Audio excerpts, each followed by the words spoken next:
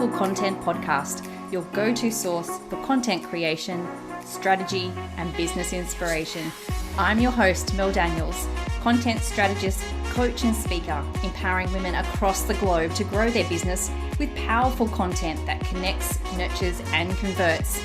So if you're ready to create standout content that gets you noticed and remembered, or build an aligned audience who love you and are ready to buy from you, you're in the right place. I believe that content has the power to connect us all. It's up to you how you use it. Listen in for genuine and insightful chats with guests, as well as practical tools and strategies from me. It's so lovely to have you here. Let's dive into the show.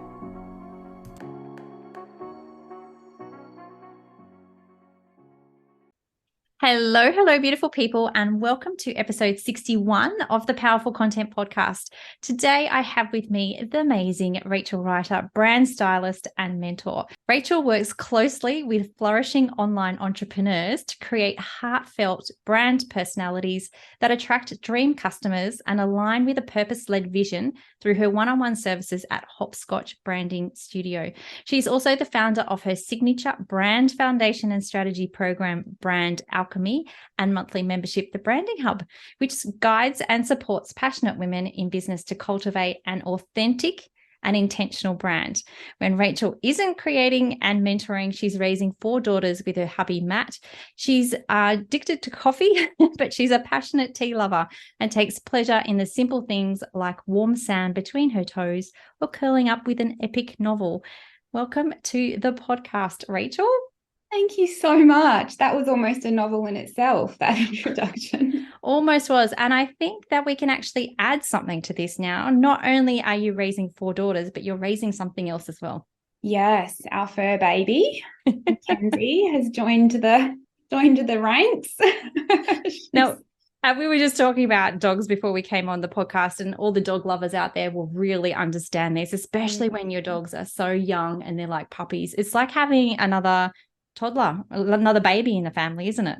It really is. And our youngest girls are 8 now. So it's been a while since we've had a baby. And yeah, our beautiful older dog unfortunately passed away last year. So we had, we'd had those mature dog years for a long time. And so when we had her as a puppy, we didn't have kids either.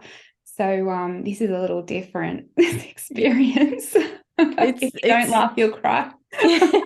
And that's so true. That's so true. We were just swapping puppy stories before we hit record, and it's definitely a journey in itself.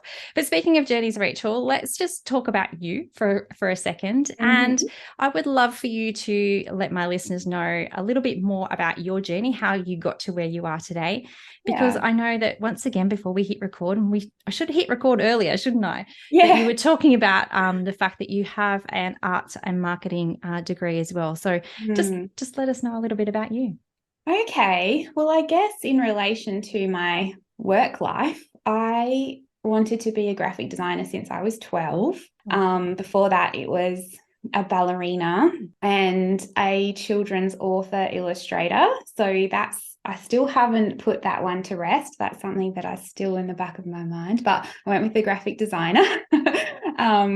And so, I finished school and I toddled off to uni and I got my degree, and I was from the Sunshine Coast. So I had a few part-time jobs there in sort of web design and that sort of thing, but there was nothing really earth-shattering to progress my career. So off I went to the big smoke. So I moved to Brisbane and I was working in a publishing firm. So they were also a printing press. So they published magazines. So that was where I really got my start, and I learned a lot there, and I fell in love with print. Like, I love print media. I love like the smell of like a freshly printed magazines. Like, sometimes I will go into the newsagent with the girls and I'll just pick up a magazine and flip through the pages and just smell it. And they're like, "Mum, what are you doing?"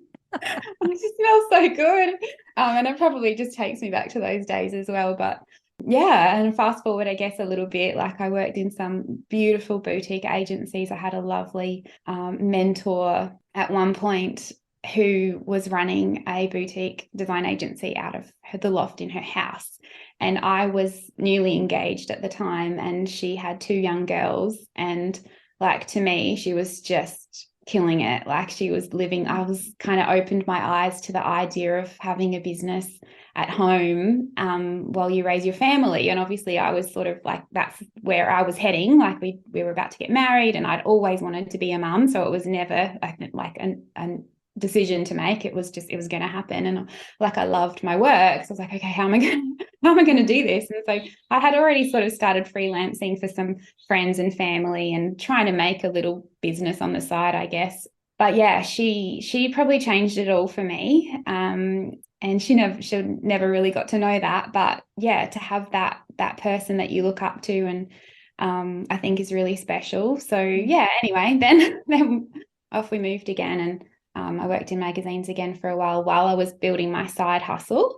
And fortunately, it got to the point where I just couldn't do it anymore. Like I was working full time and I was coming home and working for hours for clients. And I said to hubby, I'm going to make a go of this. And I quit my job. And I did in the meantime, like while I was still building my client base, went and got my certificate for in training and assessment. So I never knew what I was going to do with that, but it helped me to learn how to teach, obviously. And I'd been offered a position at a local TAFE, but we were moving. So unfortunately, I couldn't take that path. And I always sort of thought, well, what am I even going to do with this thing? I don't know why I did it. I think it was just to give me another option at some point. But anyway, so that business went okay. I was sort of mainly offering general graphic design services and branding as well included in that. But I was just doing all the things like annual reports and flyers. And, you know, in that era, we didn't have Canva. So small business owners were outsourcing a lot. And that's the type of work that I was doing. So I had a lot of retainer clients, which was, you know, I used to call it my bread and butter. Then I had my babies.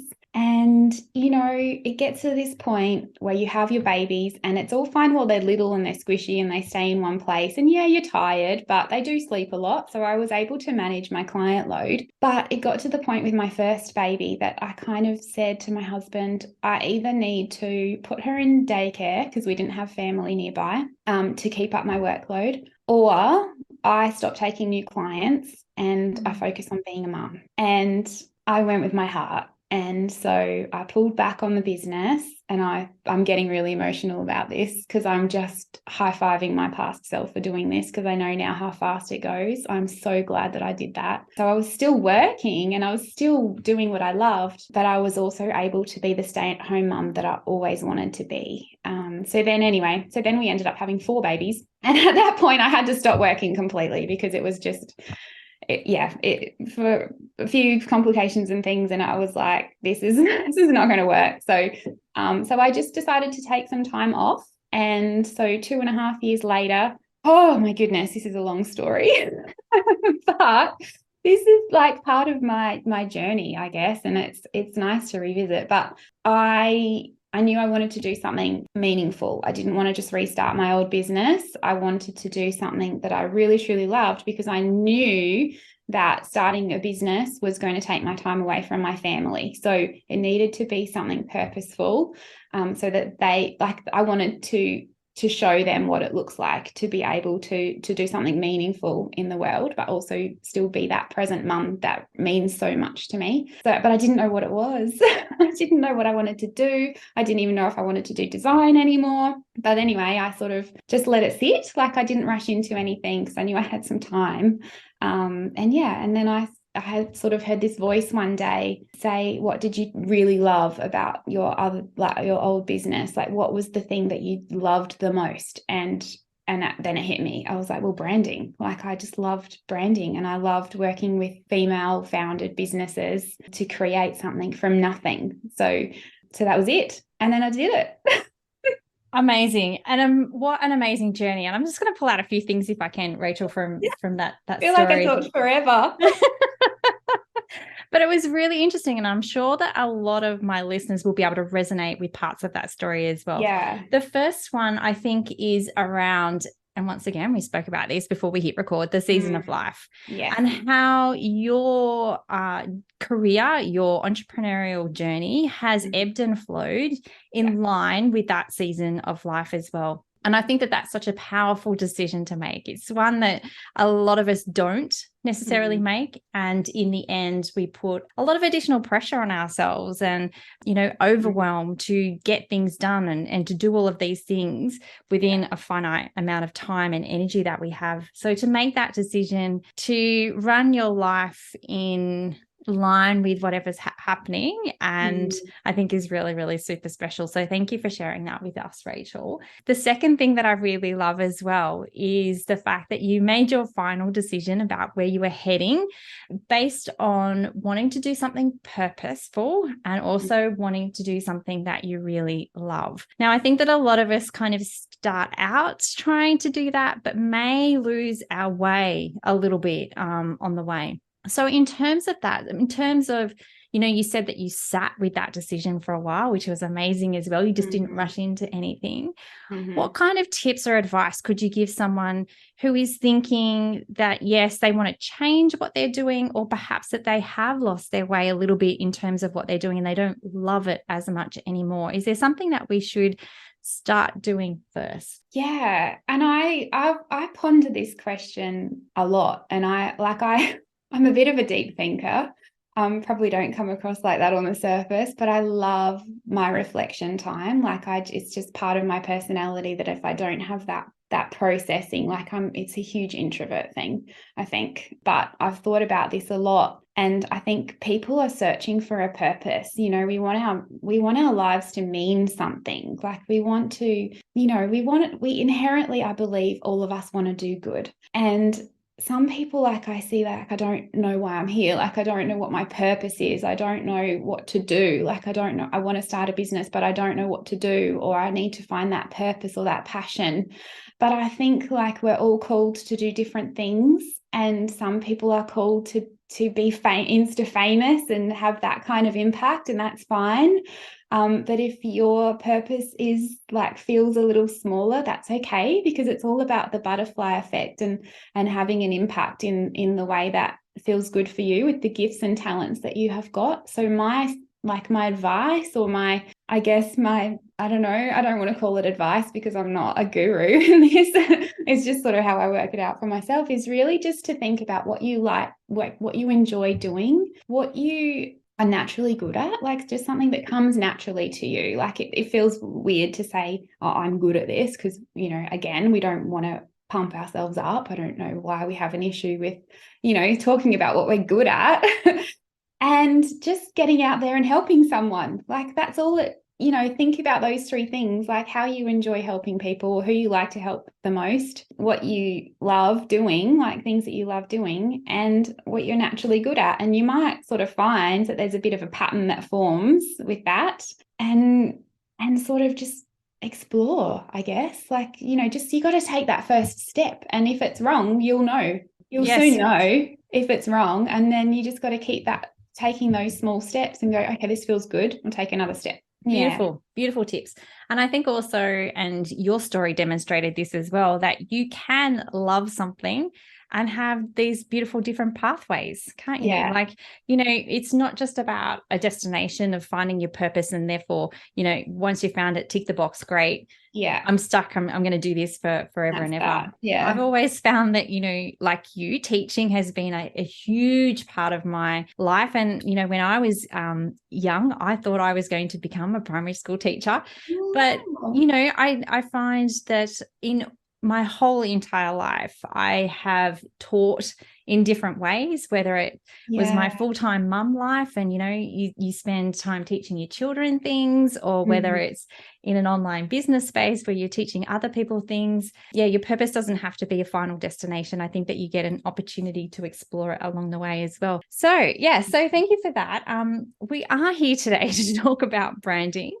And I think that understanding your purpose and things like vision is also very important when we come to talk about branding and branding strategy in particular as well. Yeah. So I know that you have, like I said, in your bio, in the introduction, you have a beautiful brand foundation and strategy program and a membership as well. So in those two things, I guess, what do you teach in order for people to understand the very first steps of brand strategy? Because it can be a big, huge confusing thing, just like content strategy. So how do you begin Yeah. to break that down for people? Yeah. And I think that, like, you touched on a really good point there, is that it feels big because it's unfamiliar. Like, anything that's unfamiliar is going to feel just overwhelming at the start. And so that's why I really believe in breaking things down and keeping them really simple. So Brand Alchemy as a program is just it's just distilled and simplified information. Like, there's no complicated jargon. There's no real like in-depth marketing exercises. Like, it's easy to follow. And so I just wanted to put that out there first, because it's totally understanding. Like, I see it all the time that people think that they're not ready for brand strategy. Like, I'll invest in that in a few years' time when my business gets going. It's like, well, your business is actually going to be much more fruitful and more enjoyable if you put your brand strategy in place from the beginning. And part of doing that is, as you touched on, to set a clear vision. So I call it the end game. It's like, what's the end game? Like, what's the whole point of this? Like, what's it going to look like? And for me, like, I'm big on life integration, like work-life balance. So it's kind of like, well, how is that?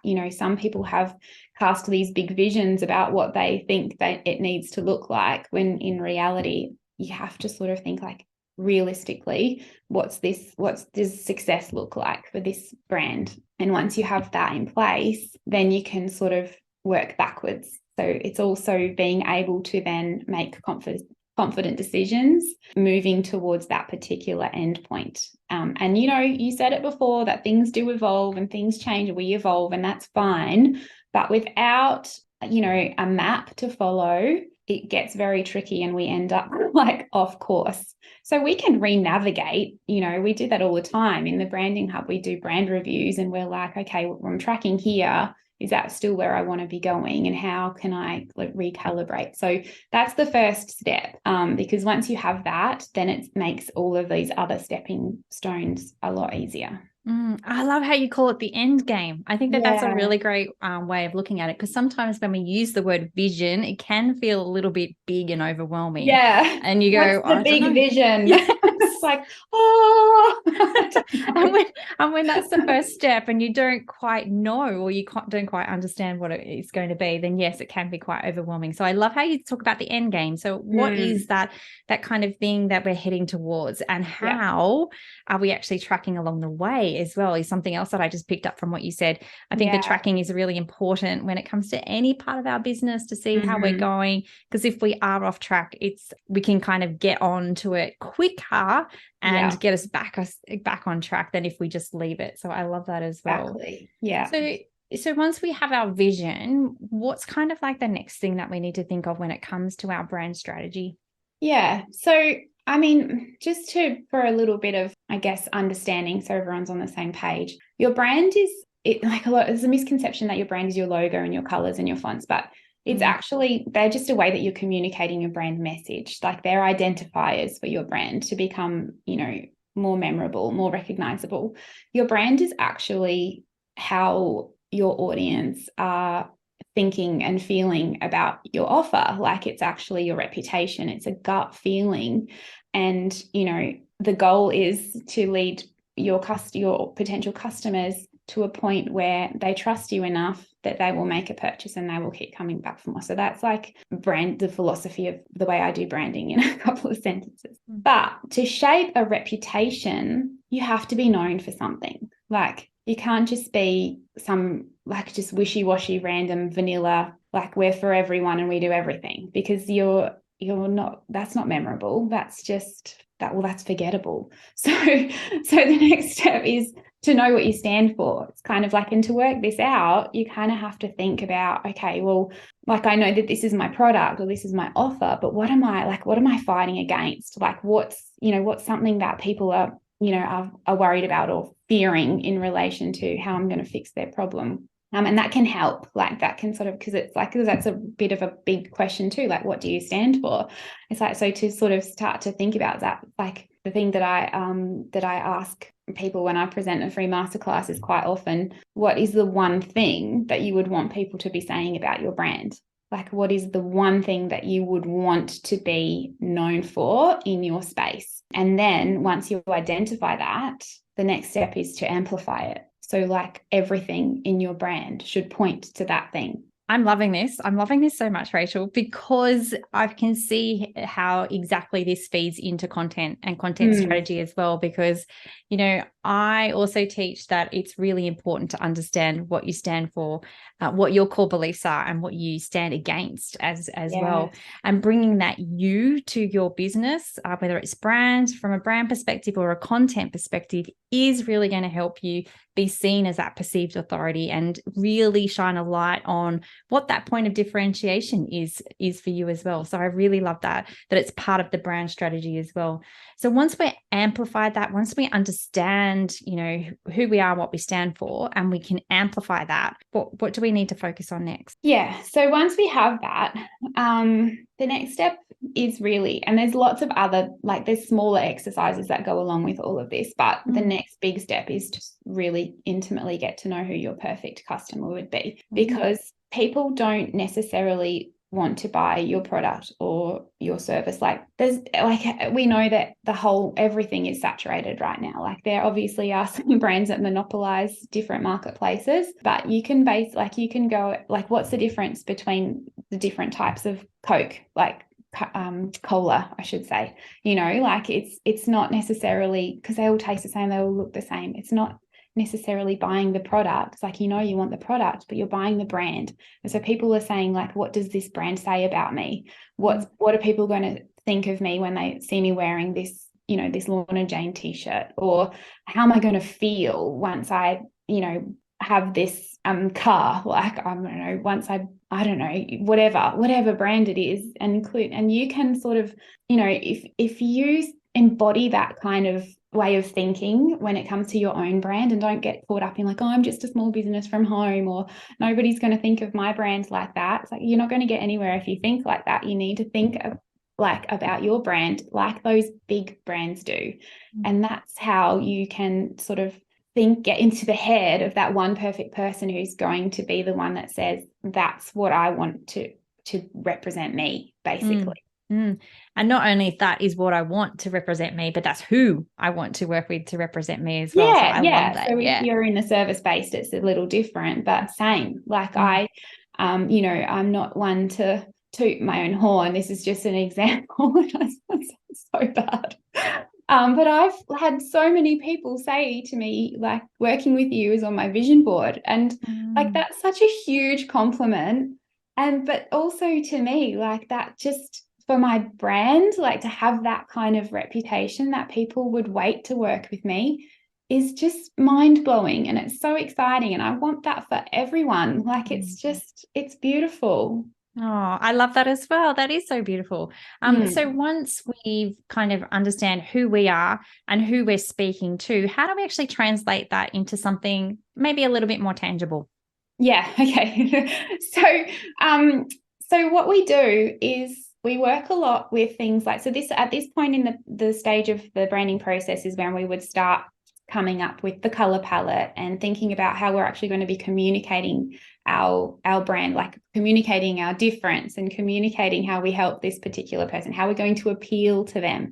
So we would tap into things like color psychology and even font psychology, and, you know, how our imagery is tying together and what the content is of that. Like, how are we going to tell a story through our photography? We're looking at tone of voice and the language that we're using. Like, we will just dissect keywords and think about all these kind of words that we can infuse into our content and our marketing that are going to create a feeling, like create a vibe and evoke some kind of emotional response, because emotions is how we're going to get remembered. Like, if we're kind of, you know, evoking memory and recall, or, you know, nostalgic feelings or smells even, we can sort of, become more memorable and create a connection with that perfect person. So we're aligning every single thing that we're doing in our marketing to that one perfect person.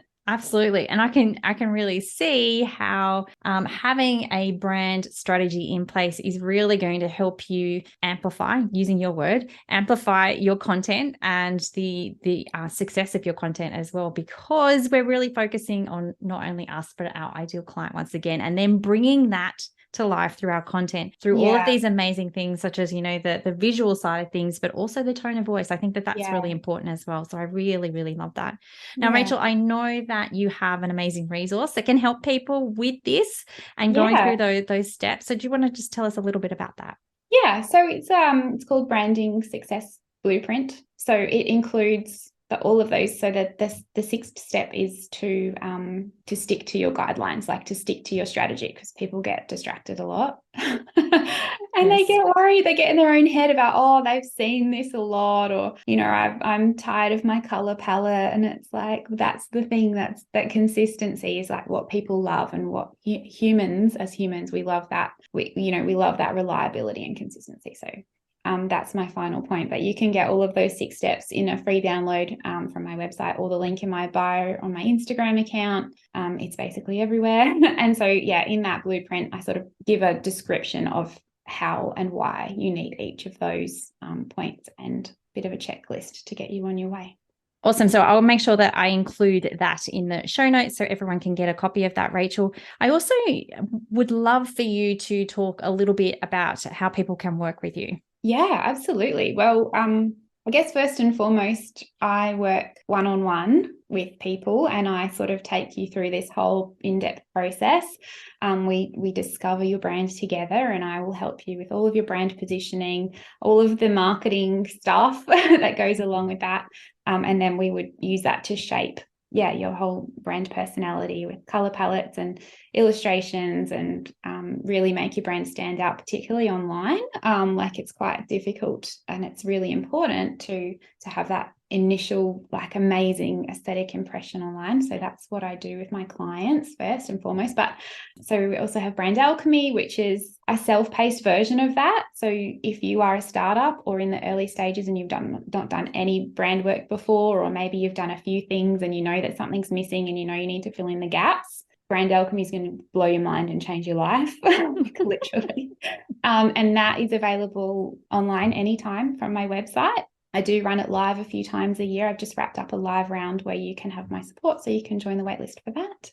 And then following on from that is my monthly membership called the Branding Hub. So I support my beautiful members with custom graphics and illustrations and templates to support their content and growing their brand, to make it a lot easier for them. And we also have these amazing, beautiful, connected coaching calls as well. So there's a few other things, but that's probably the main things. Fabulous. Thank you so much for sharing that. And I'll make sure that I put the links to those in the show notes. Now, Rachel, I'm all about women owning and using their superpowers. So what would you say is your superpower? Oh my goodness. Well, I believe that it is helping other people to see their own potential, and to help them find that confidence and self-belief that they're seeking to make their dream come true. And I know that's a little deep, and it's probably not what you expected, but I've done a lot of work on this recently. And I think that's what it is. Yeah, I think that's beautiful. Absolutely beautiful. And before we wrap up today, do you have any final parting words of wisdom? Oh, that's a big question. It is, I know. And you probably have so many different pieces of wisdom that you could give us, but just leave us with one. Well, I guess from a branding point of view is to don't put it off. Having a professional, impactful brand is going to change your business. It's very difficult to measure from a facts and figures point of view, but it will have a profound impact, not only on your confidence in able to sell your products or services, but also feeling more connected and aligned, and also just attracting the right people to your product. So don't put it off. If it's something that's been on your radar, get in there and do the work, because it will definitely pay off. And it'll change the direction of your entire business, no doubt, as well. Yeah, it absolutely can. Yeah. Beautiful.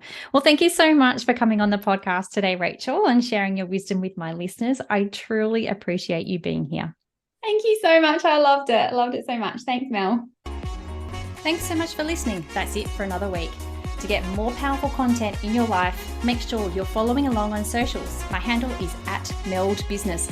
And just in case you're wondering, the groovy music for this podcast was created by Just Here on SoundCloud.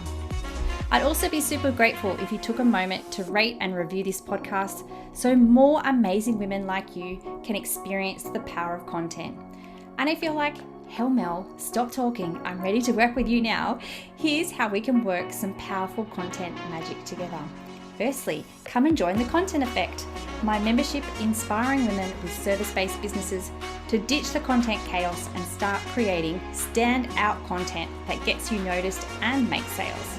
You can join us by using the link in the show notes or just Google the Content Effect. The second way we can work together is via my one-on-one packages. We can create a sustainable content strategy or start to build out your client journey. It's up to you. Pop on over to meldbusinessservices.com.au/services to find out more. Until next time, have a beautiful week and embrace the power of your content.